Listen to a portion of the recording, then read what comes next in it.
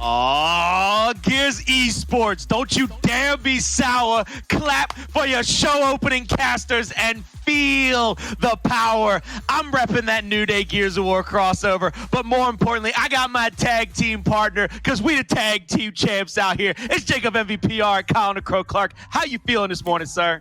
I'm feeling fantastic with an intro like that. You know, me got me raising the roof. When I woke up today for the test, you know, I had that little sleep on my face. I got some coffee. I got some energy in me. And I saw some of these matches today. Looking at some of these team names, I was like, okay, who are these guys? But I clicked on the roster.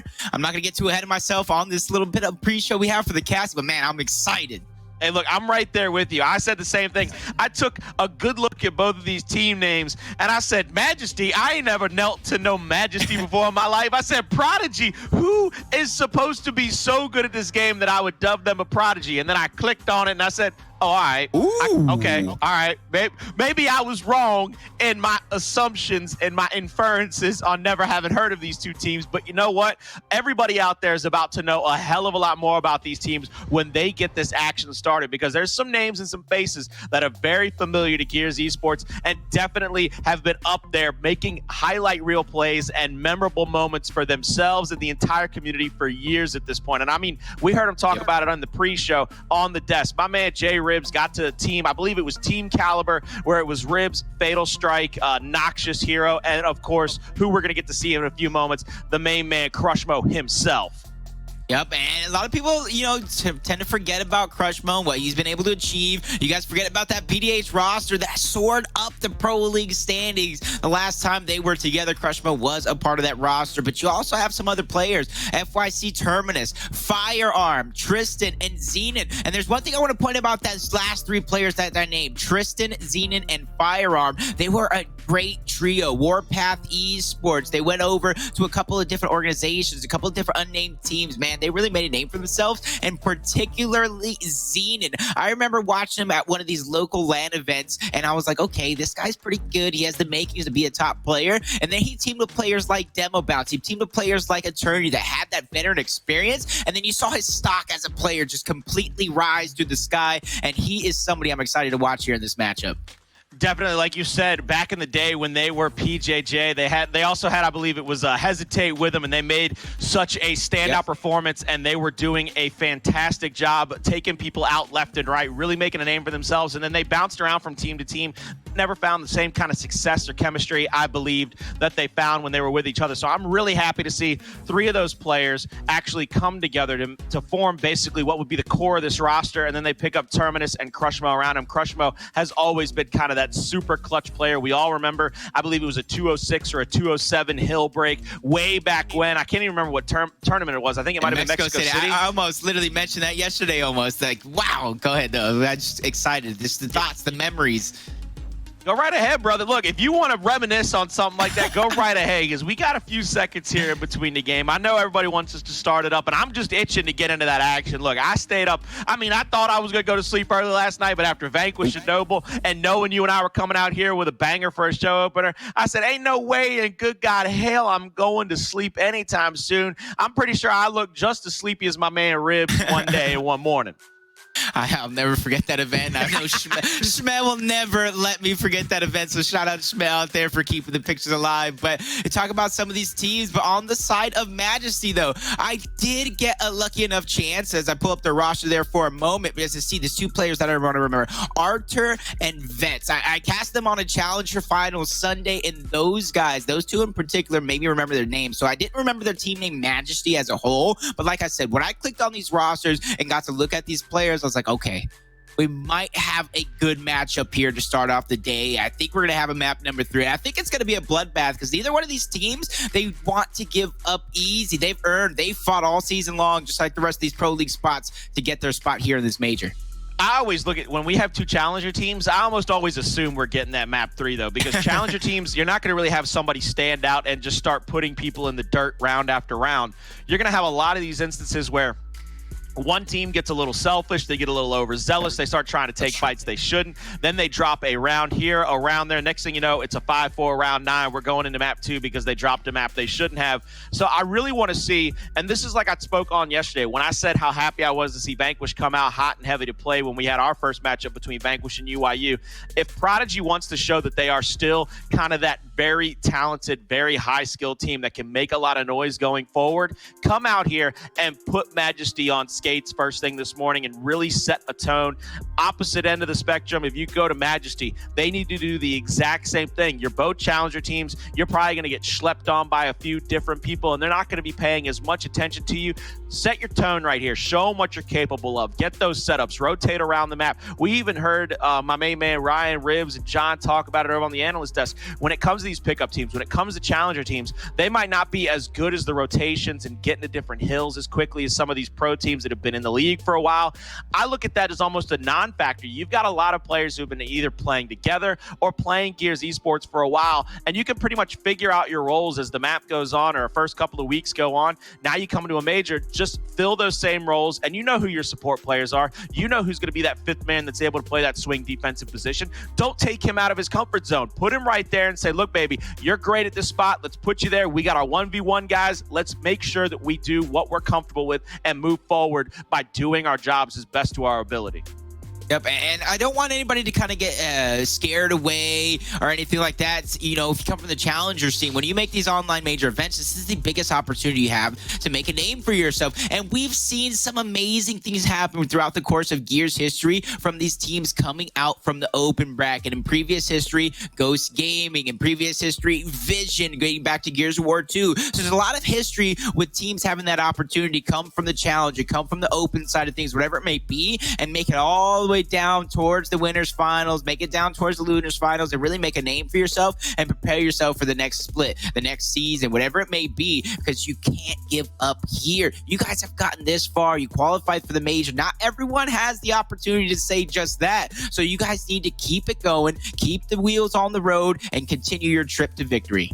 And I think that's one of the things that a lot of people forget. This is not just the big prize pot is what everybody's after. They're going to have to go after that. I believe it was 140K. We've heard them break down once or twice. They're going after the largest sum of that chunk of change. No matter what, they want the biggest piece of the pie. But for, like you said, these challenger teams, this is a twofold major. Yeah, you're playing for that piece of the pie. You're playing for some change to take home and show everybody that you are a professional Gears of War player. But at the same time, you can make enough waves and get enough points coming out of this to where you're ahead in those standings coming into the next pro league split. We even have a little bit of a break after this. So there's one of those situations where you play well enough with each other, you can kind of extend that honeymoon period where you say, look, we were a challenger team before. We finished, let's say, somebody goes nuts, finishes top 4, and they're like, we're a challenger team. Now we're definitely looking like a pro team. We've got a few weeks to kind of take off, reset, relax, and get back to the grindstone. And they take those few weeks, really re-examine their gameplay, saw what worked, saw what didn't. Yep. And now they're right there, head and shoulders above everybody else, going into the next pro league split. I think this is one of those things that people forget about our majors. This isn't just, oh, we're playing for money. This is for a lot of teams, their door into the money.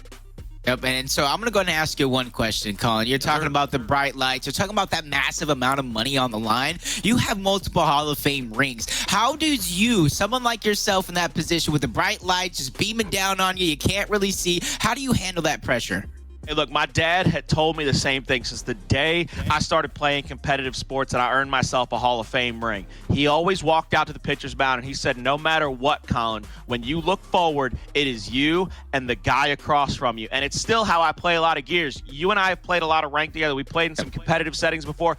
You hear how much I get down on myself because I struggle with 1v1s, but it's the thing I work on the most. I try to get into those 1v1 situations because I want it to be me and the guy across from me. You know I love my Lancer. You know I love to support my teammates. But the thing I try to work on day in and day out is that 1v situation, getting better in the CQC. So for a lot of these challenger teams, what they need to focus on is what they're good at already is probably Lancering out, and they're probably mechanically pretty skilled.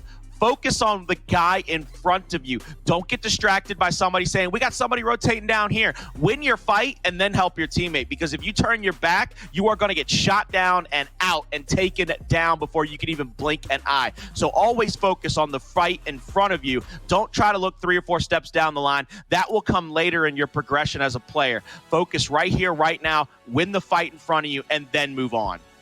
Oh, man. So if you guys need anything outside of the Gears Esports realm, anything like that, the man that has played in bigger events than some people I know, semi-pro golfer, Hall of Famer, calling himself, and he's the professor of Gears. If you guys need any lore, any information like that, you guys can ask this man. I know he has a lot of knowledge as well, and ever since I've seen Colin burst onto the Esports Gears scene, more of the competitive side as a caster, his knowledge is there. So anytime he's asking me questions, saying, hey, I deferred to you, I'm like, Colin, we think alike. We think alike sometimes, man. So I defer to you because you found that incendiary angle on Vaskar at 6 in the morning. All right, that's why I defer to you. Oh my God! And I was literally trying to show some people that were online. I messaged Kyle. I'm like, bro, I need to show you this instant. It's an easy kill from these people camping. I don't know how these people thought of it. I want to say they're saving it. They're really saving it. You know, it's a very common spot, man. I don't know. I'm not a competitor, but just finding things out like that, it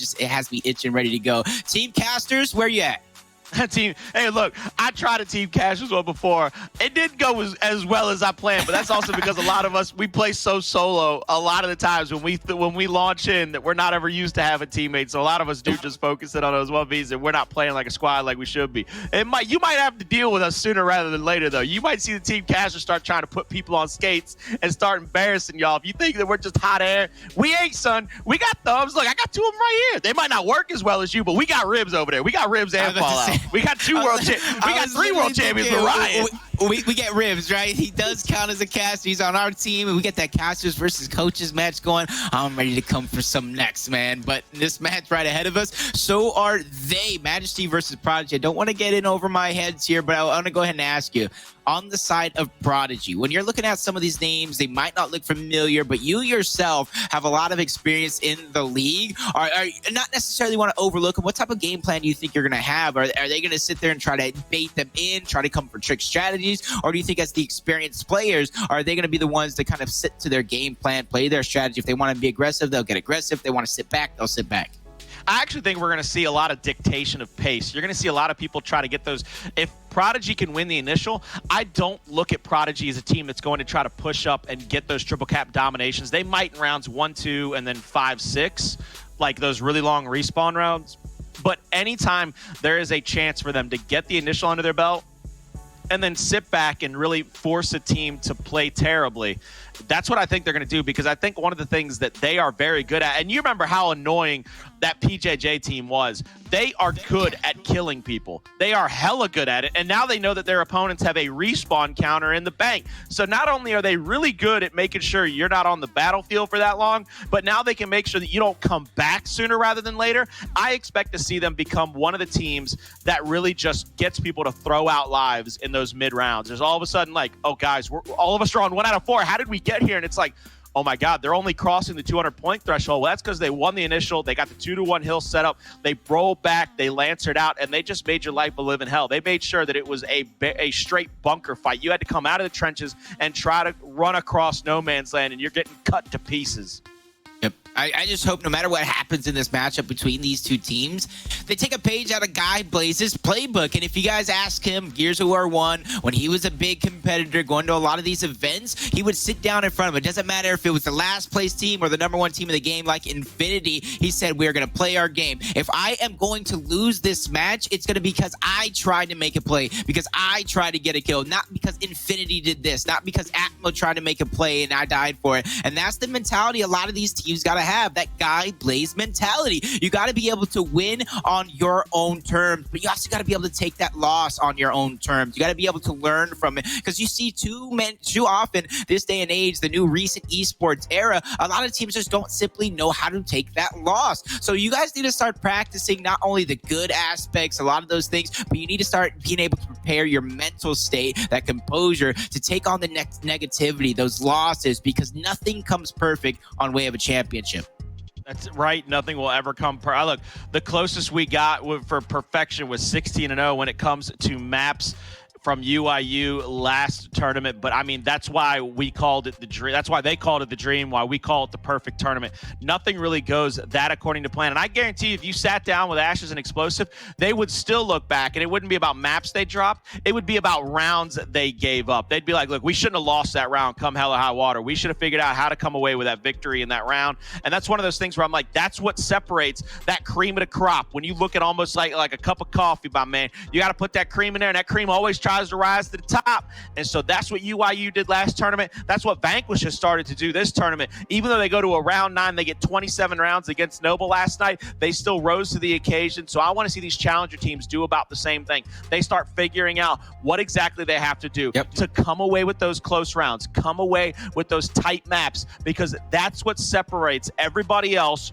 from the champions. It's winning the nail biters. I mean, I believe it was Al Pacino on Any Given Sunday that said this is a game of inches, and we're going to claw and fight, and we're going to die for that inch. I want to see these players go out on this Saturday and start to die for those inches, because some of them, they only have about one life to live. I know it's a double elimination tournament, but once you fall in that lower champ bracket, it is a shark fest down there, blood in the water, and people are going for the kill and knockout shot.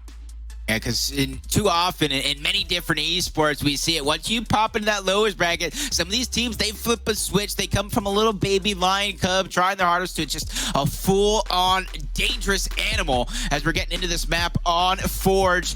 Colin, we see a lot of strategy going down later on in the game when those weapon placements turn out to be crucial. But what about early game? What do you expect to see here when it comes to strategies?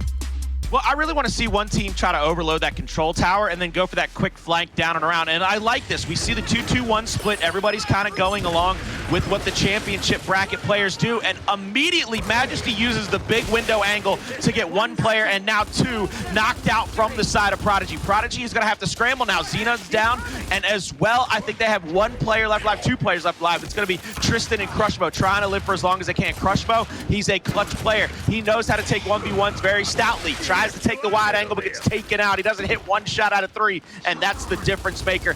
Now it's going to be up to Prodigy to play some defense here. They're going to have to sit back and try to maybe lancer out 1 or 2 players from Majesty to get those downs and maybe even those kills. But they got to be careful here. Don't get overzealous. Don't bite off more than you can chew. This is the longest respawn timers of the game, but you got to make sure you stagger the respawns to make it so. Overextension coming through from Prodigy. They're going to back up Archer all the way off his hill, even take presence in his spawn, which is going to be crucial, especially when you know all 5 players alive. No one's going to spawn behind you. No one's going to have that spawn shield, but they go all the way around, Colin. And I mean West Coast to East Coast, spawn to spawn, and they're making it happen. The decap does look like it's going to come through. Chippy and VetxZ are going to be the 2 players. VetxZ there on the power position towards the pillars. They're going to take out Firearm, and that's going to be step 1. And that decap is going to be a success. You see the rest of the members of Prodigy abandoning this fight, or at least trying to try to make something happen on the other side of the map. But these players are falling left and right. Colin, Majesty is just doing everything right. They are definitely starting out hot in this first round, and that's what I wanted to see from one of these 2 teams. I wanted to see them start to assert dominance, elimination, domination here in round number 1. Ladies and gentlemen, let it be known that is one of the best starting rounds from a challengers team I saw. I'm pretty sure they've probably taken notes. They've probably scrimmed a lot of pro teams to try to get that angle down pat. They've probably even gone into customs. Look, you showed me this morning, you can go into a custom load up, have 2 people sit there and try to find those nerdy angles, those nerdy strats. I love seeing people know that players like to take that top corner in the control tower. So they go to that front block, they use the big window to get 1 or 2 more shots on it. Terminus didn't have a chance. He was already about 50%ed before he even got pushed with the dasher. And that is not a hard shot to hit when you're that close with somebody in a shotgun fight and a CQC fight. The loadout utilities come out. Let's see if Terminus can adjust here in the second round, or if the likes of Vet and Artur will come away with this. It's going to be Chippy fighting him in the 1v1. Flashes out. They're actually going to try to take a 2v1 on the bottom side. They get 1 kill. That's a great adjustment right now by Prodigy. Let's see if they can get the second kill and try to use this momentum going forward. Oh my god. Oh my god, ×2. I thought he was going to get away with the double up A master style play, but Firearm's going to take him out. Crushmo wins the exchange towards the bottom, so he's going to get gifted a neutral hill as well. So with roughly 1 second lead, it's going to turn into more for Prodigy, but just a few seconds here as the rest of Majesty are trying to spawn back up, get back onto the field, and figure out what their strategy is. So going back over to Prodigy, you see the 2 players in towards the middle, 2 players low side, and 1 player up top. This is kind of a classic Gears of War 4 Forge setup, and if Prodigy has any chance in this matchup to win 2, it's going to start with Forge. They have more experience on this map than Majesty does, so they need to put it to use. And this is what I was talking about. They've set up defensively now, and it looks like one player is going to get caught out. I believe that's player number 6. That's Crushmo. He's going to get caught out and probably flanked there at the home hill, and he does die. But you see how all of Prodigy tried to set up to Lancer out, get a few more set of slays, maybe try to make things harder for Majesty. I like this position by Perspec. They need somebody to go all the way through the spawn to be able to Lancer him out, but now it looks like Majesty's going to be able to set right back up off of respawn. They have the perfect angles here coming into that security office, and they've got a great shotgun shot onto Firearm. It's going to force him back into that building, and now Chippy comes right back off spawn. It took too long, and now your cookies are all gone because Majesty is going to start taking these kills one after the next, and it looks like they're going to flip this round on its head, PR. Looking like the Cookie Monster, the way Colin's talking, nom nom nom nom nom, as they're just eating up the competition that is Prodigy. The neutral hill is going to be decapped, and less than 15 seconds separating these 2 teams. Zenun is going to make a huge play, and this is the type of things you expect to see from Zenun from Gears of War 4. If you guys know your history, he always sneaks past enemy lines. He's always the thorn in the enemy team's side, and he's doing it once more. And if you look at the overhead map, he's now backtracking, playing with the rest of his team because he knows those players are going to come off a respawn. They're gonna retake that hill. So the rest of everybody, you gotta start making moves. This neutral, you gotta get it now. And right now, Crushmo rotates back over, but Crushmo comes into the shotgun fight. He gets 2 shot down by his opponents, and he gives up the C hill, and now it's gonna be a triple cap domination being threatened. I would have liked to see him maybe pull Lancer in that situation, go for the down rather than the kills. They're going to clean up 1 kill here, but they've given up the home-to-home stretch. They crossed the 200-point marker, but they've got to be able to decap everything and anything in this round to try to come back into it. You see the last 4 members of Majesty alive in the middle of the map. They're going to be challenged in a couple of different 1Vs. It's going to be Tristan versus 1 player here at this home hill setup. Chippy goes for the rotation. He gets the up A reaction. He needs to get this break, but he doesn't need the cap. He just has to stop them from getting this hill back in their favor, and he gets a 2-shot down, baby. That's a beautiful job. They need to get onto the C hill, but I don't believe they're going to make it. Zenun tries to bounce in, but it's too little, too late. Ladies and gentlemen, Majesty fight back and take round 2. And that's going to be 2 in a row, 3 minutes, 20 seconds long fought battle. And honestly, I wish I could go back to that play with Zenun. He did so good, like I said, getting behind enemy lines. He not only broke the hill, he capped it up, and then he stayed and wasted 2 players' times from this Majesty squad. So I'm wondering what the rest of his team was doing there for that short moment. But you can't stick on these downfalls. You can't harp on the negativities. You got to adapt. You got to keep continuing to play your best. So now this weapon placement is going to be crucial for Prodigy. You see the double utility right into the spawn of Majesty. 2 players, possibly one of them that are going up top, are going to have that extra bit of utility. Towards the low side, though, one directly into the loadout, the other one on the map, Colin. And we've seen teams like VQ put this down into an instant and impact that top fight almost every round since its place. I wonder if that's going to be the case here. Here we go.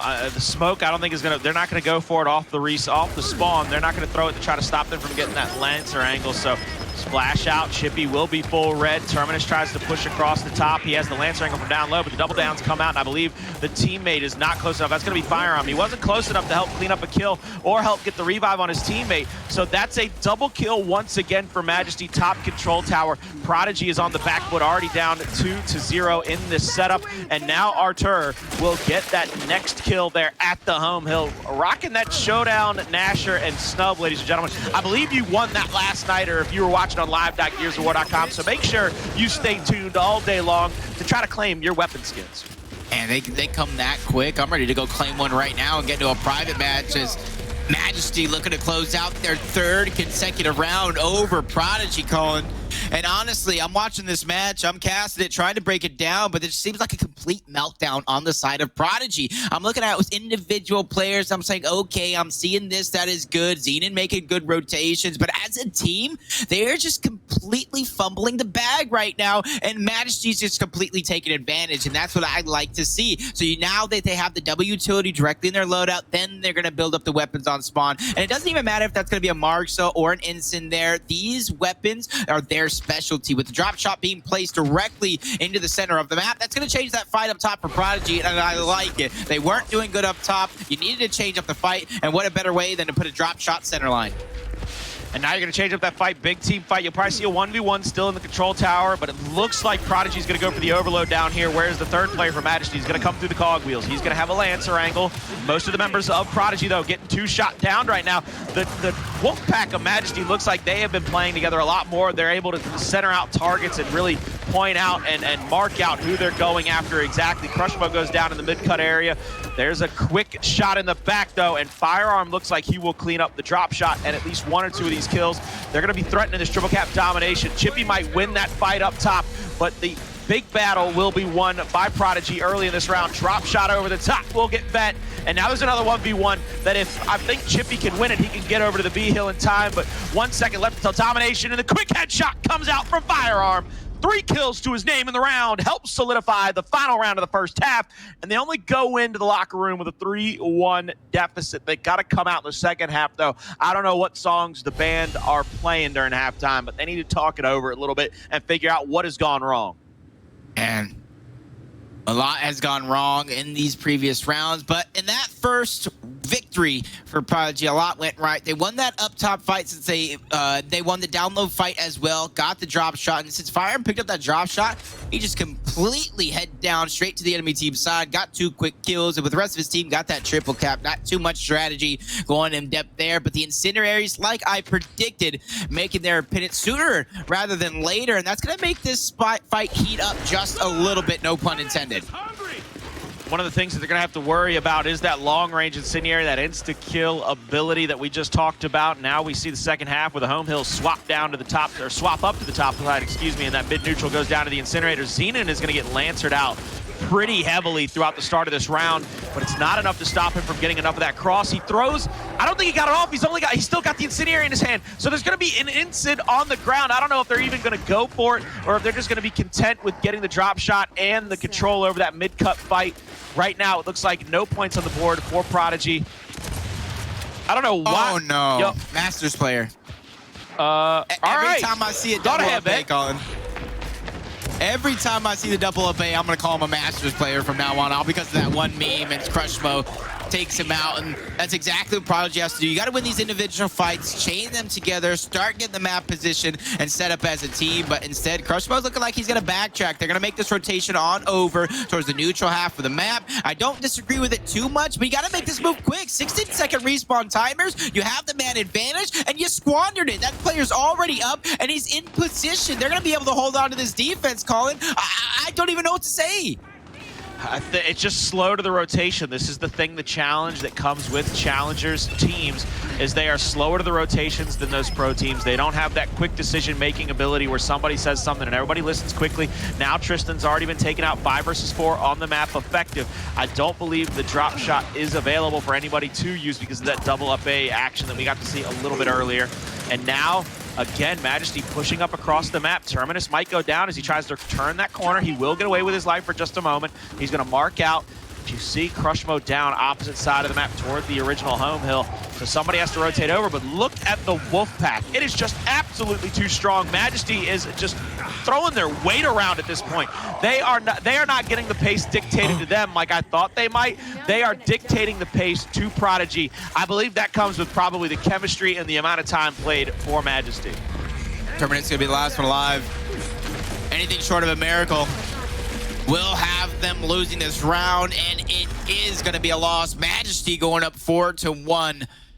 And honestly, I thought there was a little shimmer of hope in me right there during that last fight, that I thought Crushmo was going to come out on top, make another clutch play. But I talked about how Zenun was doing so well in previous events. His stock on the rise, but right now I need to see more. That run rotation that we saw early on is not going to be enough, but as a whole, I don't think they're able to let each other make some plays as a team. You saw in that last round, it was Majesty. They set 2-2. They went for the cap on the neutral, giving up that drop shot on over to Prodigy, and they were not able to really put it to use. They got a couple kills, but that's where it ended. I think what we got to see is a little bit better rotations out of Prodigy. They need to be quicker to the punch, and I think they need to be a little more cautious. Smokes out for both teams, trying to flood into this drop shot area now. Two members of Majesty are going to push forward onto Crushmo. Two reaction shots, a third L trigger will get him down, and the kill comes through. Bouncing around, Streamus is trying to stay alive. Perspect now flying into the fight from the backside of Cogwheels. He stays alive, staying up against that Cogwheel wall, getting that shot on and the down. Now one member left alive, excuse me. That'll be Terminus. He's going to be pressed very quickly because they don't want to give Prodigy too much time to get their respawns back into the fight. And now Vet will use that drop shot. 1 kill on, 1 kill out. He has another rocket in his pocket. He's got the active off, and he will get a double kill. 2 rockets, 3 kills, 1 more to fight. He's gonna go for this triple cap domination, and Tristan will fall to the wayside. Majesty win map number 1, 5-1. The way he went for that up A right there, calling after getting the first 3 kills, I had the biggest smile on my face thinking, I hope he gets the 4-piece call, and I hope he gets it. Well, he indeed was going to try his damnedest in that situation and make your dreams come true. But look, we had a little bit longer of a preamble to that map number 1. So right now, we're going to throw it to a quick commercial break. Don't go anywhere. We'll be right back with map number 2.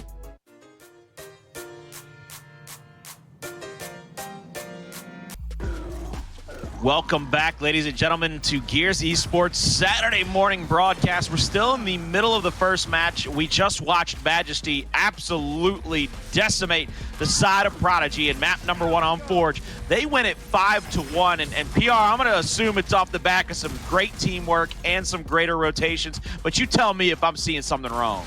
I mean, decimate, dominate, terminate, one way or the other. It doesn't really matter. I think he's still speechless. I was speechless for a moment. Now I'm just like decimate, dominate, terminate, eliminate. It doesn't really matter what you call that bloodbath right before our eyes. Prodigy, you guys need something. And some of these players, man, they typically go online. They're talking about not having a team. They're talking about wanting to play in this major. Well, guess what? You got your team. You got your chance. Now show us you want it, because a 5-1 start to the day is not how you wanted to wake up. You must not have had your coffee. Maybe you had too much milk and not enough actual coffee. I don't know, Colin. These guys need to get back to the drawing board.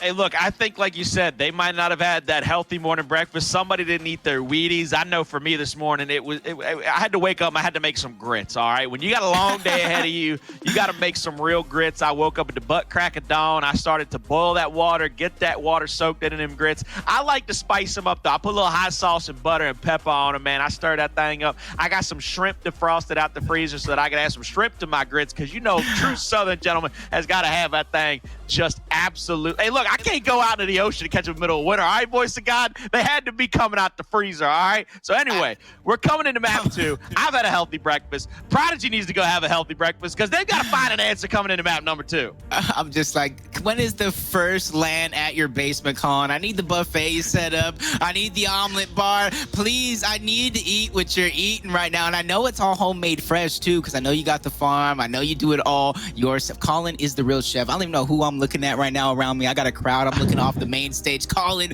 is chef, cooking it up right now. He's not only hot in the mic, but he's hot in the kitchen as well. But getting back into this one, like you said, Prodigy, man, they absolutely need something. But I'm not gonna really harp on Prodigy too much, because Majesty, they are doing everything right. I talked about Veets, I talked about Arch, but the rest of the team, they must have heard me not give them the props that they need. Chippy, Perspect, Steamers, Sulfus, the guy not even really playing right now. They all 6 of them that makes this team up, that goes through practices, that goes through scrims. They deserve all the credit in the world, because what they were able to do right there, that domination, is not easy. It doesn't matter if you're playing against the best team or the worst team. Being able to do that to your opponent is not something that comes commonly to Gears Esports.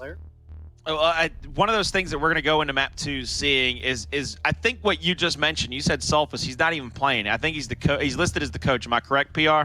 I mean, they're all listed as players, man. Anybody can get it at this point. Okay, well, anybody can get these hands on Majesty, apparently. But I kind of like the fact that they have an extra set of eyes in the prize. What they're going to go is look at how they played map number 1 and figure out exactly what their weaknesses were. The one round they lost, it was on the back of actually some great Lancer fire and some good teamwork out of Prodigy. I don't want to say that that's a frightening sight to see, but that's one of the things that if I'm going forward, if I'm Majesty, look, we got to keep them unsure of what their next move is. And their Wolfpack really did that. They were sending 2 or 3 people into the same spots at the same time, trying to get those double shot downs with an Asher, because, you know, right now the chunk range is very minimal. So it's a lot easier for you both to be about 5 yards away, get 2 shots on, get the down, rather than try to move up and get that one-shot chunk right now in the game. So I want to see Prodigy try to figure out how to get their rotations out, get their Lancers into the fight to help them get those kills, rather than falling victim to the Wolfpack of Majesty going into map number 2.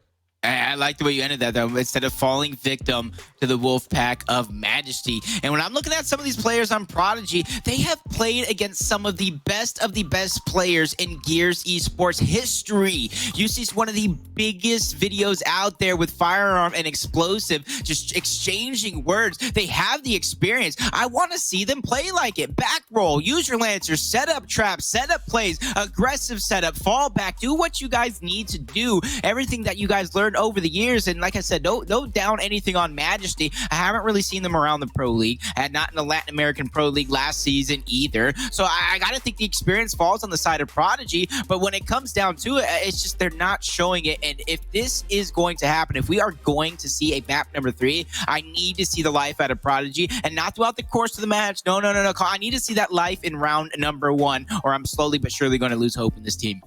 And I think one of the things that we're gonna be able to see in that first round that really tells us they have the life is they can't lose the initial in the way that they lost the initial in the first round of map 1, where they were getting almost dominated within, I think, about 30 seconds or so, where the first player died, and then about 3 more died shortly after that, and they were pressuring the home hill. Slow things down, try to make this more about your teamwork, make this more about how you guys play the game, because one of the things that Majesty showcased was that they know the nerdy angles. They've probably grinded this game a hell of a lot more than you guys up to this point, because I know how good all of you are, but I just don't know how much I have been able to see your kind of teamwork, your team be putting their best foot forward. So you know the nerdy angles for Majesty are going to be there.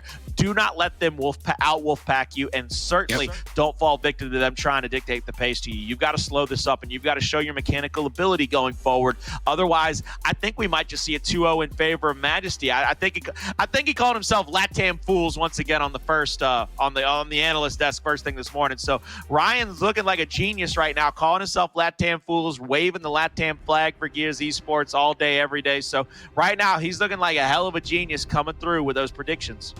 I don't really recall how the final standings of the Pro League played out, but I do know the majority of that time, at least 6, more than half of the top teams were Latin American teams. At 1.6 of the top 8 teams were Latin American teams. So calling themselves Latam Fools wouldn't be a wrong thing to do, especially so far how this tournament is shaking out. Let's see if he can stand to be correct once more as Majesty goes into map number 2 versus Prodigy. And I'm going to be looking at these players, VetxZ, Arthur, and now Chipy, even to really make these big plays, to really close it out in a 2-0 fashion and not let them force a map number 3. But on the other side of things, like I said, Firearm, Tristan, Zenun, that core PJJ roster are going to have to show what they're made of. Like I said, that experience, show that they've been in this situation before with your backs up against the wall, and they have came out on top. Like I said, use more team-oriented gameplay, especially knowing how aggressive this team is going to be. You just got to think outside the box on some occasions.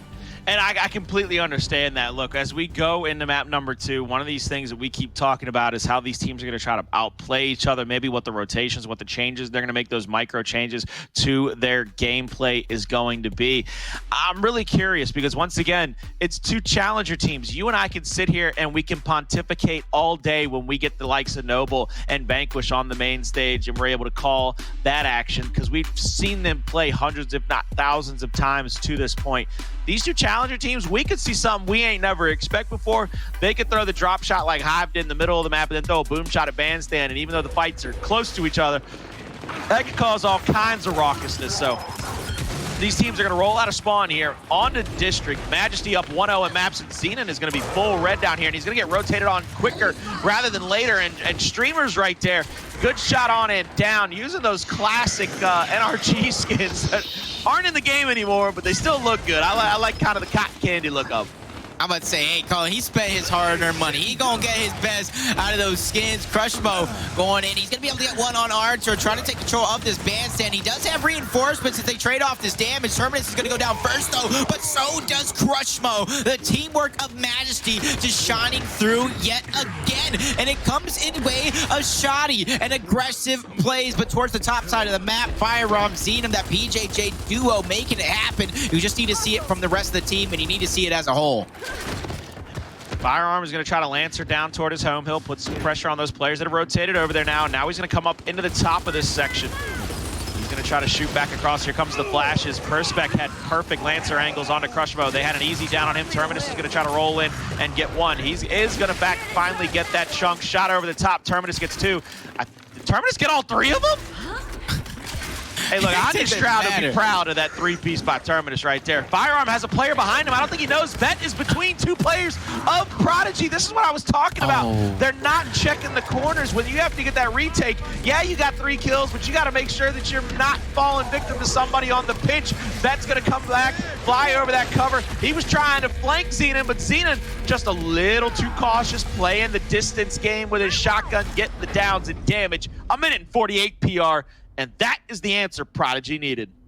You know, I was just watching them hiding behind the corners, hearing you say check your corners, and I might be so off the mark with this that I'm in outer space right now, Colin, but having to check your corners in this game almost reminds me of Counter-Strike, to where you could literally be hiding in almost any single corner. You got to make sure to check it, because you let one slip-up happen, you get eliminated off. There goes the economy a little bit. You never know what can happen from there on out, but when it comes to these weapon selection in Gears of War, we kind of know it does go to the standard utility, either directly in the loadout like you see or on the map, but having that extra bit of utility in the loadout does help. It prepares you for later on the game where you typically do see that drop shot make an appearance.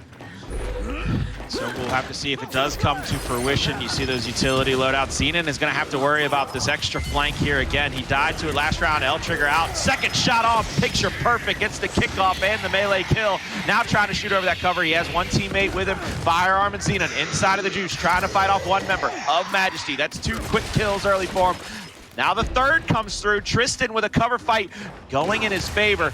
They have to push up, and Streamers hits the reaction shot from hell and gets a kill. Crushmo cleans that up. They've got 2 members left of Majesty to take care of. They're trying to get them to go down in a round number 2. That's going to be 2 great rounds from Prodigy. Telling them, use your veteran experience. Yeah, they might have let some things slip through every now and again, but they're going to go ahead and close out the first 2 rounds, and I like what they're doing so far. And this is where it does get tricky. Once you start dominating these rounds, you do start to put that weapon down first. So now usually you see in either another utility in the loadout, or they start to put it on the side. The problem with putting on the side with having the first pick is that allows the enemy team, if they want to, put that drop shot on the other side of the map. So what that will do was nullify that weapon advantage, because off the initial, if Majesty chooses to put that drop shot up top, there's nobody from this Prodigy squad going down low to grab that flashbang. So off the initial, it is dead even. That flashbang will make an impact after the initial later on in the same round. There it is. You saw it. You called it. You said, Prodigy, if you put that flash on the side of the map, they're going to put the drop shot opposite end, and that's exactly what comes to fruition, like a soothsayer, like a genie. I know Deluxe Stradamus would be proud of you for that call-out PR, and right now, Majesty is winning this initial fight here at that drop shot area. 2 kills, 3 kills, 4 kills, 5. My God in heaven, they fell like dominoes. Slap it on the table and hit him with it like you're on the front porch. Dominoes, baby. I don't play much dominoes. I don't got a reference to match that one, but I do have a 2-1 lead still in favor of Prodigy, though. And there's player Archer. I talk about him making a big impact on the game, not yet to get a kill, but you know that'll happen sooner rather than later. But there goes the first placement towards the top side for Majesty. And I talked about that weapon placement towards the low side. They're going to have the advantage come this initial now, or at least it's all evened up. It all depends on the weapon placement for Prodigy. Got to think it's going to be matched with a flash. Later on, that will turn into a shot grenade. But if they want to turn things on their side, Colin, I would like to see a smoke turn into an instant, something you don't typically see, especially because of that kill potential. But no, they're going to follow in line. They're just going to go what is normal to them, what they practice all season long. And we do have our first disconnect of the day, ladies and gentlemen, over on the side of Prodigy. See Zenun, Firearm, Crushmo. Looks like we lost, who do you think? Tristan. We lost Tristan. All right, we lost Tristan. So we're going to have to wait for him to get back into the lobby to try to continue on through this game and figure out who is going to come away with the win. But we'll just float around for now, across the map, see some of these lovely sights. Shout out, Tom. One of the best observers in Gears history. Big shout out. I'm glad you said one of the best because I mean we all got spoiled. We got spoiled by the likes of Waldo and Cleaner. I ain't gonna lie to you. We got spoiled. And I forget them. They took their talents to South Beach. I'm just kidding. I actually played with Cleaner the other day. Oh, you were there. We played with Cleaner the other day. I was there, P.O. I was like, wait, you were there. Oh, actually, I was playing the other day, and I forgot that I put my stuff on push to talk. I thought my mic was broken. I was so mad. Look, things go wrong sometimes. I love you for having all that technology, but it ain't gonna ever be me, dog. The more technology you add to my room, the worse it gets on me. I'm gonna go ahead and say that. I'm gonna let you know right now. The more stuff I add to my setup, the worse I'm gonna get. And usually when I have a problem, it's usually something as simple as the mute button.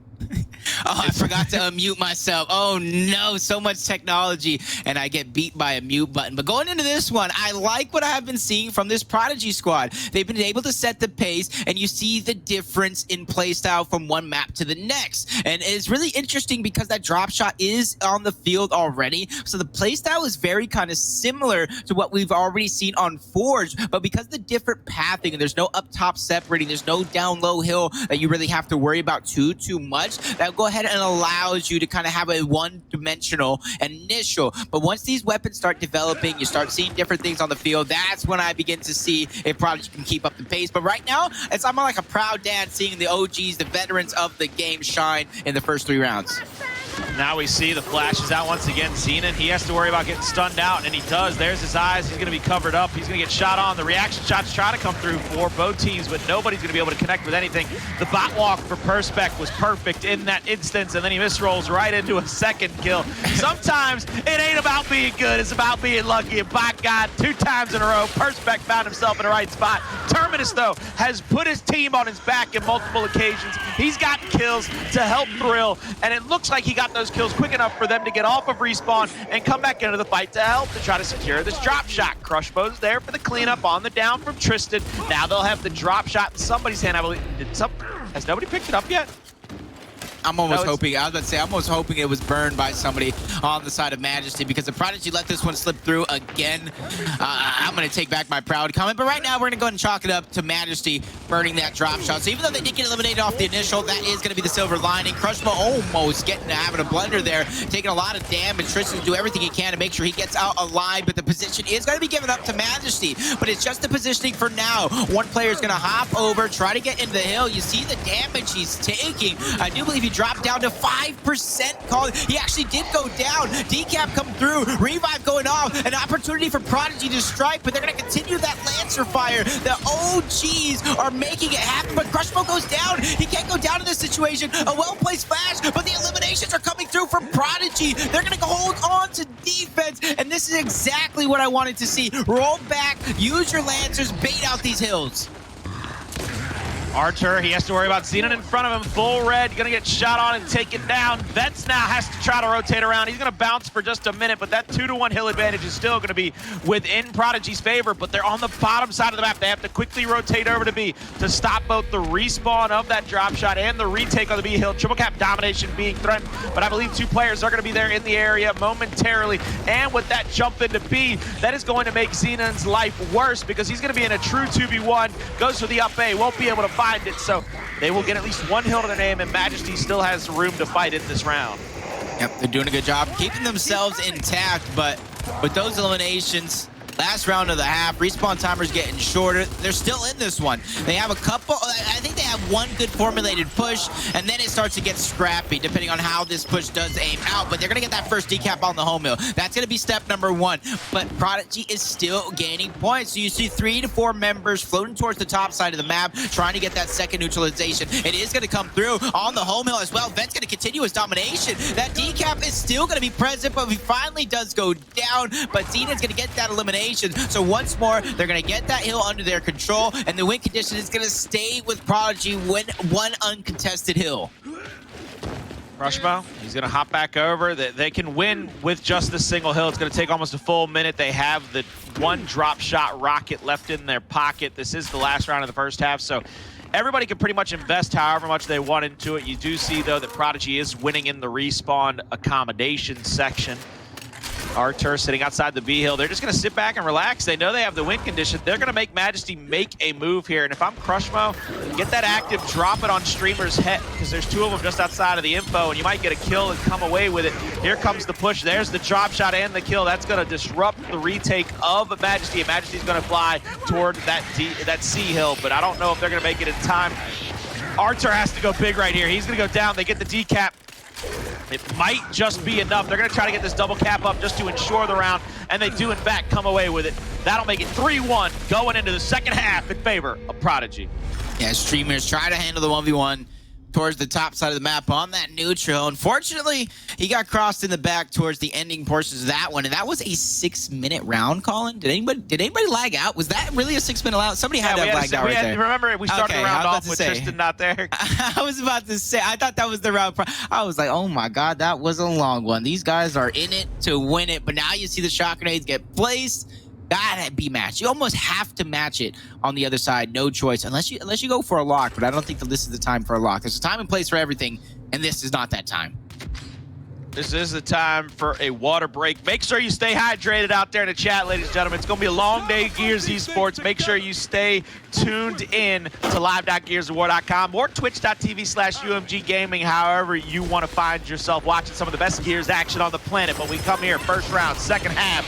Flash bangs out. Zenun tries to push up, but he was stunned out. There's the shock. Zenun will have that drop for just a moment, and he's going to be caught in the corner.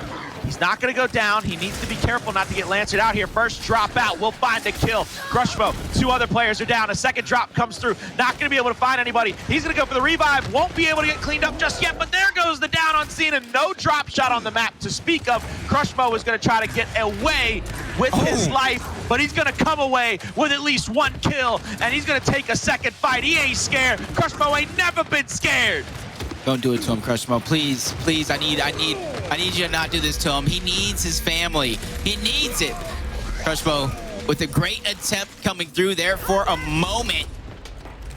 He's going to buy Prodigy a lot of time getting back into this one. They're going to get their home hill back, but that is not going to be enough here. This is the longest respawn timers of the game, so they're going to use this time to try and set up, gain as much information as they can as Crushmo does respawn back into the mix. But you see their setup, most of their players, 3 to be exact, towards the low side, 1 in the middle, and the Juice and Streamers, and then towards the top side, it's going to be Perspect all by his lonesome. He's just basically facilitating, watching any numbers, trying to catch anybody slipping through the line. The push is going to come through for Prodigy. Flashbang going out, Zenun going wide in the open. Firearm does go down for a moment, and Tristan's trying to do what he can, but Crushmo's going to fall as well. Zenun's going to be the 3rd member of Prodigy going down, so all this great plays from Tristan is going to go almost unnoticed as he's unable to clean up that second kill as Majesty eliminates 4 players off the map. And you see in the overhead, the extension is going to ensue. The OE coming through. Terminus needs to buy as much time as possible, but I don't think that is going to be the case. You see the house party going down by Majesty on the home hill of Prodigy. No decap coming through from Crushmo, and that is going to be the second round on the board for Majesty and Colin. During that one, do you think there was any moment that Prodigy had to come back?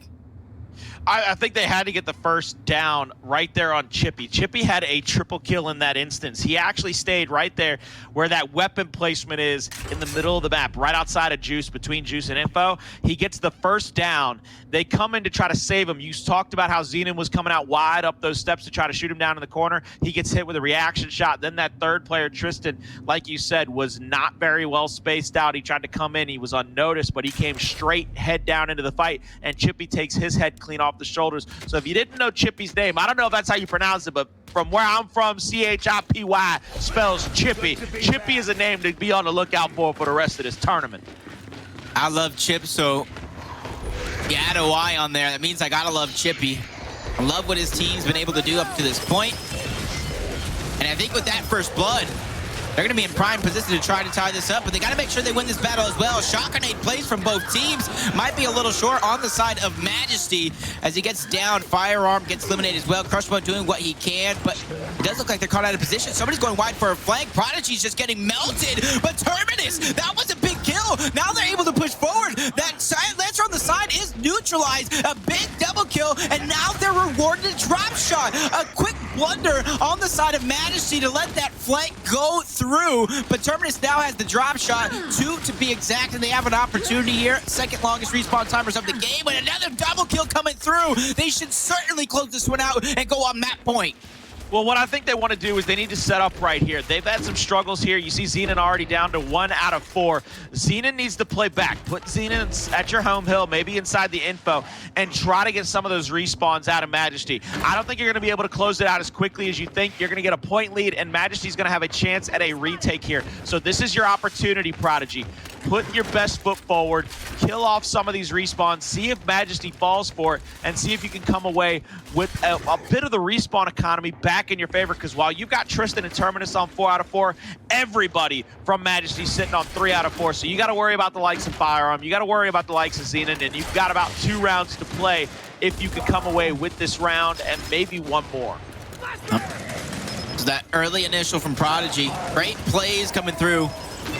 Is now going to have to show on the defensive end of it all. Chippy's going to go down, Beat's going to go down. The chain revives coming through, though. They're continuing to try to brute force their way, but a ton of damage being dished out. Archer's going to have to try to find a cubby. A quad kill coming out from Terminus. It doesn't matter if one of them was Crushmo, and he almost gets the 5-piece, but greedy Firearm's going to take it away from him. But Prodigy as a whole, going for that triple cap domination. 3 players storming the hill like the beaches of Normandy. Streamer's going to be the last one alive. He needs a miracle. He's not going to be granted, and now Prodigy moves on to map point, just like I said. Hey, once again though, I need people to be on the lookout for what's happening. These are the little mistakes that will come back to bite you against better teams, against higher echelon teams. Zenun was first into that triple cap domination pergola fight. 1 respawn into the fight first. I'm sorry, yeah, you win the round. Better team gets that kill, puts him down to 0. Now he's only got 1 coming into the next round. That's the big issue that I would be worried about if I was the rest of Prodigy. I would say, sit down, young man. You're very good. You're very talented, but we need you to be a little bit more cautious with your life. We know you're first to the fight and you're having to put yourself in a lot of dangerous positions, but we had complete control over the round. We were about to triple cap. We were about to have a 3 or 4v1 there at their home hill. But look, let's clean up the mistakes going forward. Majesty, on the other hand, they've got to throw a better shock early, and they've got to make sure they convert those kills once they start getting those downs in the back of the cinema. Both teams have a path to victory at this point. They just have to execute. Playing to your win condition is going to be utmost importance here. Prodigy on map point. They have the option to concede away some of these rounds, but 2 quick downs coming through from Firearm. A well-placed shock grenade is going to open up the doors, but only 2 eliminations so far. Make that 3 as Firearm picks up the 3rd, continues on with the flank. There's going to be a 4th player going down. VetxZ is going to be all by his lonesome. He's trying to battle it back. He's trying to find some time for his team. They're on map point, but it does look like we're going to go to a map number 3, Colin, as Prodigy's looking to shut it out. No drop shot needed. A 5-2 scoreline as we're going to a 3rd game. Fantastic comeback by Prodigy in map number 2, and it's on the back of Terminus. Look, we can talk all we want about how legacy names like Zenun and Tristan, like Crushmo, Firearm, they can do everything and anything for their team, but they don't win that map if it's not for Terminus getting multiple kills multiple times. Once on the home hill, getting a 3-piece and a biscuit baby, playing as that beautiful Anya Stroud character model that I believe debuted with Operation 5 Hollow Storm. Later on, he gets the quad kill. Yeah, one of them is Crushmo, but 3 of them are the opponents. The patience, the precision, the know-how to drop that drop shot as that team floods through that doorway with the active. I mean, chef's kiss for Terminus on map number 2. Brilliant job by him. Almost a complete 180, and you almost saw it that moment there. I do believe it was Crushmo and Terminus, maybe Crushmo and Tristan. They were dead to rights. They were getting melted out by the Lancers of Majesty, but one mistake, one unexperienced error. One of the players went up for a shotgun kill. You should have kept your Lancers out, make them chain revive, down them out, and then have it. Get the drop shot and win the game. It just does not make sense, but that's where I talked about the experience from Prodigy, the veterans, the players that have been here before. Stay composed and make it happen time and time again, forcing this game number 3. It's just, can they keep it going? They have the momentum on their side. As you see some of these clips, there goes that quad kill you were talking about. They have what it takes. You see the potential. They just need to be able to close it out and continue that same thing throughout the tournament. You can't have any more consistencies. This is championship bracket. It's not lose and go home just yet, but you don't want to get dropped in the losers bracket this early. Not at all this early on a Saturday morning. And again, you talked about it. Terminus did a fantastic job that entire map 2 to come away with that, or help his team come away with that victory. There you see it on your screen. 5-1 for Majesty, 5-2 for Prodigy in map number 2. We go to Asylum, which plays a lot like some of our more classic maps. Yeah, that second half fight is going to be a war at the shore for that E-Hill, but there's a lot of rotations and there's a lot of team setups down there at the tracks. Do you think that favors one team or the other as we go into map number 3? See, in two different aspects, I want to say yes for both of these teams, because you see the way teams like to play Asylum. It does get aggressive. It does get in your face, shotgun action played, even though you mentioned these setups. I think that favors Majesty. You saw what they were able to do on Forge. Yes, District did have that drop shot down, but with those shot grenades, it's not as aggressive as you would think it is, unless you just put all your eggs into the basket of trying to get those eliminations. But on the other side, like you said, teams do have the opportunity to set up. You can sit back on tracks. You can play the Lantern game, and I think that will favor Prodigy. But I do know this map more times than not, it does come down to a bloodbath, and I think the biggest factor out of all things I mentioned is going to be composure. Making sure that if you're going to hold the setup, you have your entire team holding the setup. No brain farts, no mental errors coming through. You got to make sure you play picture perfect from this moment forward, because like I said, maybe your tournament lives isn't on the line because you still have that lower bracket, but going down to the lower bracket this early, that's going to be a nightmare that you want to wake up from. And I completely agree with you. I'm going to want to see one of the things again. We got to see that drop shot go up into the cinema area after they dropped those flashbangs down.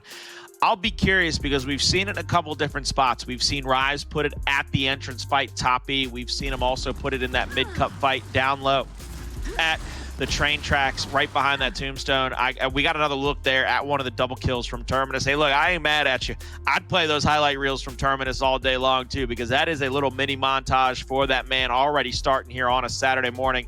But look, I was talking about where that drop shot placement might come if they have to place a power weapon, if it comes late in the game, because I'm pretty sure with the way that Asylum has always played out, we're going to see the utilities, then the Incids, then the shocks. We're going to see it all build up toward that second half. If you were a betting man, where would you say we do see the drop shot, if we do see it at all? Are we going to see it in that middle pavilion, or are we going to see it up at E?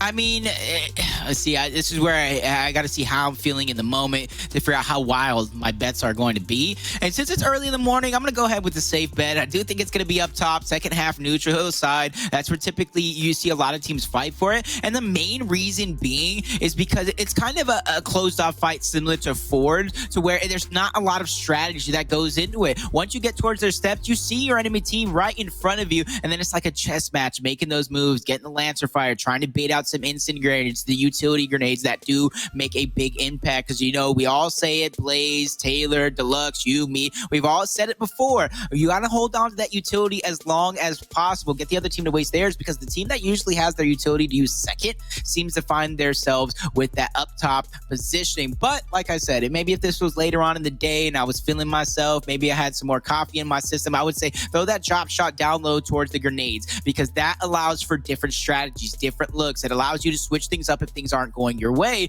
But between these two teams, like I said, I'm going to go with the safe bet. I think it is going to go up top. I do think it's going to take place in the second half as well. So I'm going to go ahead and extend my bet just a little bit more. I'm kind of feeling myself, but I'm kind of not. I'm undecided right now.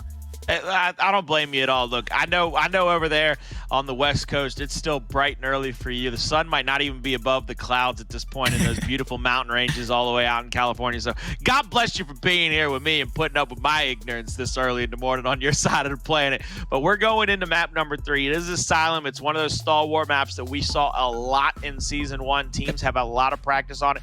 They know how to play it. So I expect some pretty good rotations out of both teams because at the end of the day, you've played the map enough. You should know how it plays. You should know where you're supposed to go and the spots that you're going to have to be in to try to make those correct plays going in later into the rounds. I'm always a big fan of those first couple of rounds when we come to those train track fights where you get to see people set up, try to take over that pavilion block and try to load out and just shoot out through everybody on the bottom side of the train track. So I'll be curious to see what team tries to take advantage of that mid pavilion. Beautiful fly-throughs here. That's exactly what I'm talking about, that mid-cut area of the map. Who goes through it? Who tries to get those shots on? And, of course, we all know UMG loves their conductor cam, so I'll be curious to see if we get any good highlights from the conductor as well.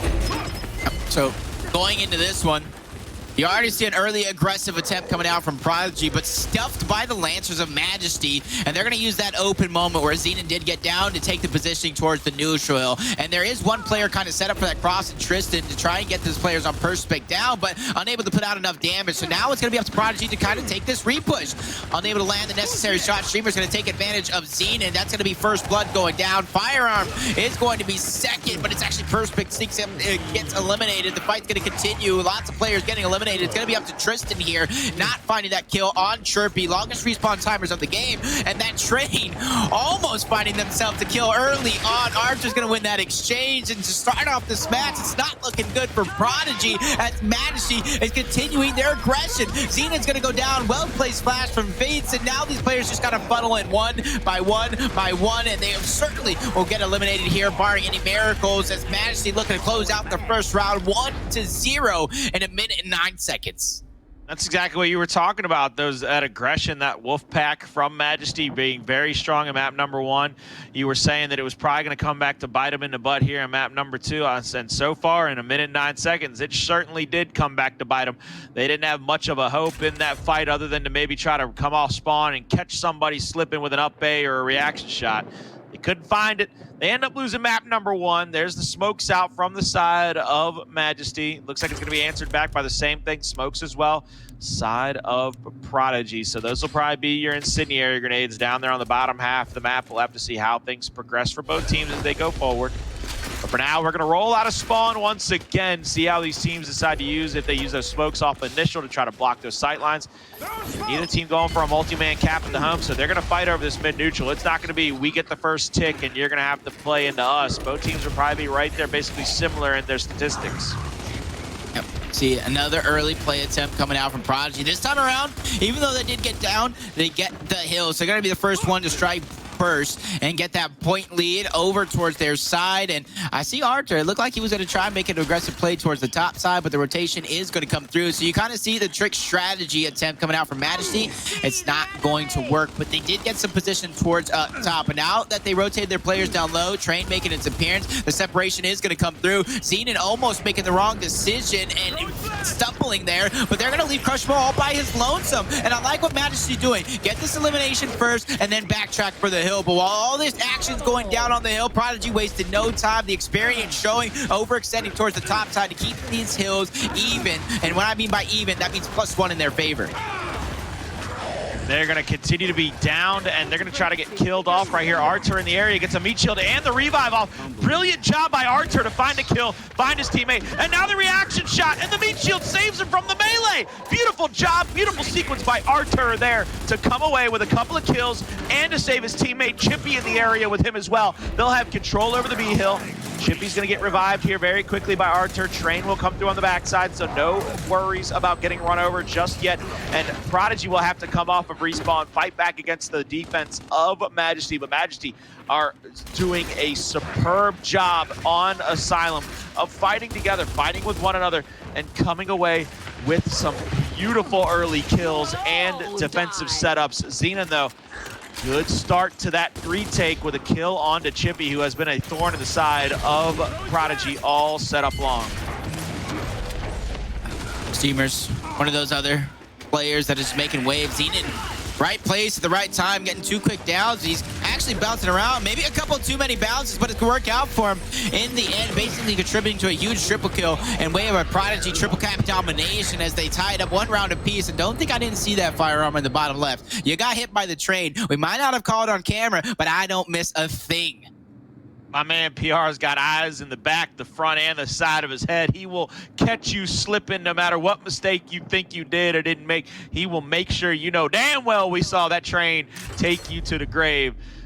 We come here to the 3rd round. Both teams are probably going to go with the incendiaries. Go ahead and start this thing off right, which they do, so I'm not mad at them. We're still sticking to that kind of same MO.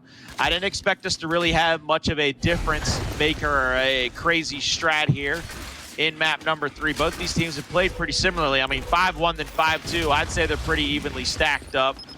We come here to the 3rd round. Incendiaries will be in the hands of both teams, but nobody really using it just yet. We won't see the fires be lit until probably a few more seconds. And Majesty went for that early 2 cap.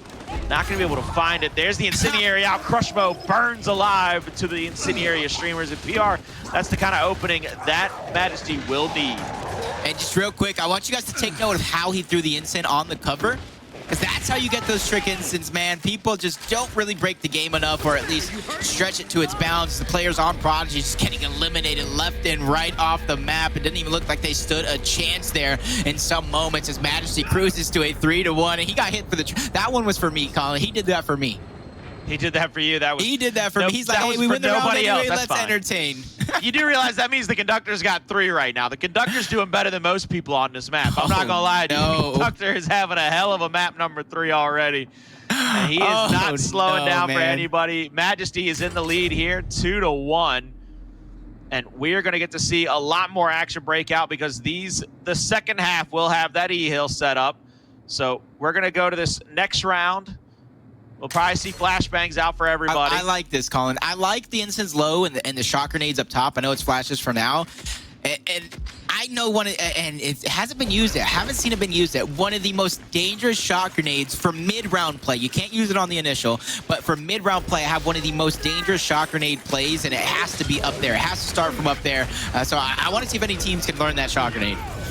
Right now, you see Chippy inside of the B-Hill will get a melee knife execution, or not an execution, but elimination there. Firearm has to rotate out of there. He has to try to run back, save himself. This is going to be pretty quick respawn, so you can't overextend but so much. You can't come and try to save your teammate because you might get hit with that spawn shield kill. But it looks like Prodigy tried to rotate top half of the map, and Vet was there with that beautiful stranded Dizzy skin, just hold down the defense. He's going to swap out for Artur, allow him to come into the fight and take care of business up here. Firearm gets marked out. Multiple members in the pavilion area, PR. This is dangerous waters, though, for Prodigy. Definitely is, but I will say Majesty getting eliminated off the map. Crushmo goes down, but this is the shortest respawn timers of the game, or I should say the second, barring around number 9. So this player's gonna have an opportunity to fly right back on the field just as quick as they're getting eliminated, as Prodigy's looking to take the home hill to home hill advantage, unable to get past Chippy down there towards the bottom to get the neutral hill, but it's gonna be up to Majesty to fight for their home hill back anyway. So they're gonna be the fight to Prodigy, and I like the angles that they're taking, not letting anybody escape, as Terminus and Tristan are both going to fall, and now you see the rotations come through. They're matching Prodigy. They know Prodigy trying to rotate down low to try to get that neutral. They're going to go down low and get their Lancers ready. And this is where once this train does disappear, the push does come through, you're going to see a ton of Lancer fire being dished out from Majesty. And it's because that pre-fire damage that we talk about so much is so important, especially in a map like this where you have to run down the lanes in order to get towards the hills and get towards the positions. Vet will be there in the middle pavilion area. Good Lancer angle up toward Crushmo. If they know that the push is going to come, they're going to be able to shoot onto Crushmo and keep him a little bit damaged, all the way down to 0 now, because as he tried to bounce out, he got fully taken down. 2 deaths for him. They're going to try to rotate back in and go for the revive. Tristan now goes for the reaction shot, but 2 shots in, 2 shots down. He's taken care of, and that'll allow the push for Majesty to come through. Meanwhile, home-to-home stretch for them. They lose the B-Hill, but that's not going to matter much. Prodigy will still only have 1 hill to their name. They're going to have to come off of respawn to try to stop this double hill capture for Majesty because it's down to 20 seconds left. They will lose it and go down 3-1 going into the second half if they can't get anything back in their favor. But at this point, I think Majesty can set up across the top and that bottom side and just play defense on their home. Crushmo goes to the back A. Won't be able to find anything. still pushing forward in this setup. 10 seconds left, and Majesty will have a 3-1 lead, but Chipy comes on the flank, finds 2 more. Vet cleans up a 3rd. Ladies and gentlemen, chalk this one up. This is going to 3-1 into the second half, and Prodigy finds themselves in a deep grave that they have to try to climb out of in the second half of map number 3. Remember when we talked about that drop shot? I said it was going to make a play in the second half. I do think we have a chance it could be placed as early as right now, but the reason I don't think that is going to happen is because you can't go down a shock grenade. So once these teams upgrade it into a shock, the next round is the chance we will see that drop shot. So once Majesty does put it down, that's when you can see. But right now, they're just talking strategy. I don't know what strategy they're talking about. Fly up top, get them to waste their instant, get them to waste their shock grenade, roll back, and then use our own. But here in just a few seconds, you see that shock grenade getting upgraded. Because that shock grenade is upgraded, like I said, Colin, you almost have to upgrade it on your own side. But wait, there's more. There goes a drop shot towards the middle. Zenun, I don't agree with this at all. I don't agree. Don't do it, Zenun, please. You're going to put your team at a disadvantage. You're going to go down 4. Oh, no. Oh, no, Colin. I'm sorry, guys. I'm sorry for what you're about to see in this round. And this is where Prodigy proves me wrong and gets like 5 kills in 2 seconds. Well, they're going to start off by both teams sending somebody over to pick up those shock grenades. So both teams will bring the shock grenade into the fight, I believe, whether it be up top or down low. Zenun gets 1. He gets taken down. Here comes Crushmo trying, but Crushmo gets shut down by streamers. So already PR. Oh, beautiful instant by Firearm over the top to get the kill and trying to stop them from getting the drop, but Perspec will get it in his hands. He's going to be lancered on from behind, but he's going to get out for a moment with it on his back, and that's going to give, I believe, Majesty all rights to get 2-1 hill set up and start to try to choke away the extra respawns of Prodigy. And that's exactly why you need a shock grenade in this situation. You had 2 extra flashes. You didn't make a push for him necessarily. You didn't try to hide back and flash the drop shot player. That's why you need the shock, because he would not have been able to pick up the drop shot if he would have had that shock grenade there. But now Majesty is going to go ahead and show no respect as streamers give a little hump bump on over to Zenun, and as they now set up for 2 hills, Majesty here is looking good, looking in the prime position to go up 4-1, especially now that drop shot is being rotated over. I don't know what Prodigy's going to do here, but they got to get a waste on these drop shots, and that is not the waste I was looking for, as VetxZ gets a massive double kill to maintain position on the hill. And Firearm just runs straight in like he misses his teammates, say, I'm going to die with you guys. He gets taken out. Zenun all by his lonesome. No chance in hell as he gets taken out and meets the same demise as the rest of his teammates. Majesty has a massive lead of 4-1 over Prodigy. And Colin, I got to go ahead and ask you, do they need a miracle? Do they need a... What do they need in this one? They got to learn to get those initial kills. Look, it's going to be as simple as this. Crushmo came in and was bouncing into that fight. On this beta tuning, the bounce is not your friend. You can revert back to that kind of Crushmo tank we saw in UE. I know a lot of people insult it nowadays, but the bot walk is still a very effective weapon to have in your arsenal. So when you come around that corner, if you bounce into that second cover, you get the first shot, and then you're going to bounce over and try to hit a second reaction. All your opponent's going to do is wait for you to hit that corner, pull the trigger, blow your head straight off your shoulders, and take care of business. Wait. So, Colin, they didn't upgrade to a shock. They have their instance every 60 seconds. I'm so lost right now. Terminus is the one picking up that extra bit of flash. Zenun gets first blooded by Chipy. Drop shot in the hands of Majesty. Crushmo getting taken down. Drop shot from downtown. Chippy trying to put the final nail in the coffin as they are now in a massively great position over Prodigy here as Tristan just fighting for his life. Fighting for the match. Fighting for the match. He gets taken out. Chippy from downtown making it happen as Zenun left by his lonesome again. This is the second time we've seen him in this situation. He gets taken out. Crushmo goes down. It's like deja vu all over again. Terminus gets the trade. Firearm gets 1.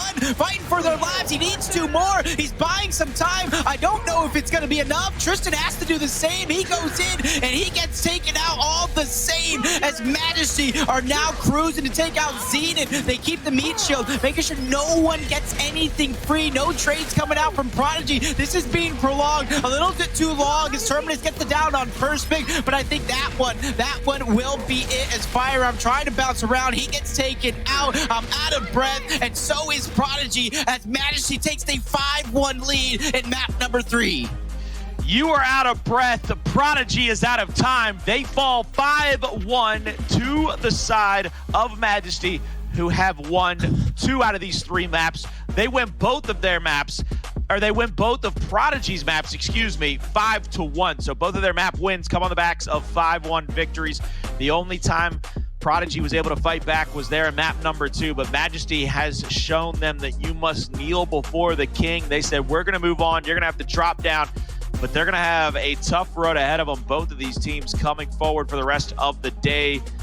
This is only the start of Saturday, ladies and gentlemen, and a good victory to start it off for Majesty, but they find themselves on the champ bracket side of things, on that long road to glory, whereas Prodigy now, they've taken their first loss on the champ bracket side of things. They're gonna have to drop down and try to make sure they don't lose another matchup. We go to our replays though, and we're gonna have a lot of them from Majesty, because right now, they're a very impressive team to me. Yes, they're a challenger team, and you can say what you want, say what you will, but challenger teams have shown up and shown out already in this tournament, and it looks like Artur, the side of streamers, Chipy, Perspec, and Vet, they're going to be very hard to contend with for a lot of these teams. I like the team chemistry, by the way, all have an M. Like, it's not Maj or Majesty and then their name. It's just M, baby. There's just a 1 letter. They're out there. They're showing the synergy early. Also, there's the kill. There's Crushmo sliding into the cover, and streamers was like, what you doing out here, son? Get back to start, man. Get out of here. Do not collect $200. But that's the thing. When I was looking at that weapon placement, I said it as soon as it happened. The shot grenade had to have been matched. And another reason why, Colin, is if you take a look at some of those first 2 maps and you really take note of how they were playing out, there was no consistent offense coming out from Prodigy. There was no consistent first bloods with the shotgun, and there was no consistent chain with those flashbangs. So even though you might have that strategy in your head, use flashbangs over the shot grenades, sometimes you got to be able to adapt. You got to realize when something isn't working, and their aggression off the start on these initials just wasn't there. So sometimes you, like I said, you got to adapt. You got to throw that shot grenade down, and you got to play a little bit of defense, whether you're throwing it directly on the drop shot or you're throwing it in one of those passageways to block it off and force something new. But instead, they went for that flashbang play, and honestly, Colin, I don't agree with it. So when these guys look back at this match, when they go over their VOD to practice for their losers bracket 1, that's one thing I want them to be note on, and a lot of these teams to take note on. It's okay to have your play style, to go all down the line with everything you practice, but you also have to be smart and realize when it's time to adapt, when it's time to change things up, because the definition of insanity is doing the same thing over and over and expecting a different result. Hey, look, it's Occam's razor at the end of the day. Most of the times you see a complex problem, the simplest answer is the most correct one.